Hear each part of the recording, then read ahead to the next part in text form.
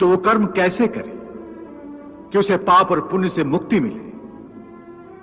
हे पार्थ, इसका तरीका यह है कि मनुष्य फल की इच्छा त्याग कर कर्म को अपना धर्म समझकर करे।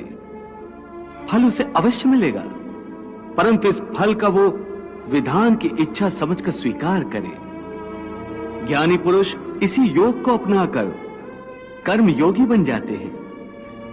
वाह प्रभु वाह। उस कर्म का तरीका बताओ जिससे कर्म करो और बंधन भी ना हो। इसका बड़ा ही सहज तरीका है। तुम कर्म फल में आसक्ति मत रखो। यह कैसे हो सकता है? फल प्राप्ति की इच्छा तो हर कोई करता है। परंतु क्या इच्छा करने से मनुष्य को फल की प्राप्ति होती है?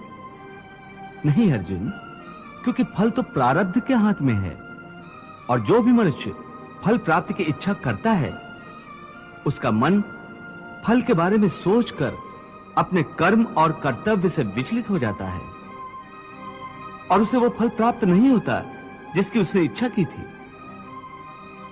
पार्थ, मनुष्य केवल कर्म कर सकता है, फल कदापि मनुष्य के अधीन नहीं है। उत्पन्न कैसे होगी? यदि फल की इच्छा न रहेगी तो मनुष्य कर्म ही क्यों करेगा? हे अर्जुन, जो साधारण मनुष्य फल की इच्छा से ही कर्म में प्रवृत्त होते हैं, वो सुख दुख आदि के चक्र में फंस जाते हैं।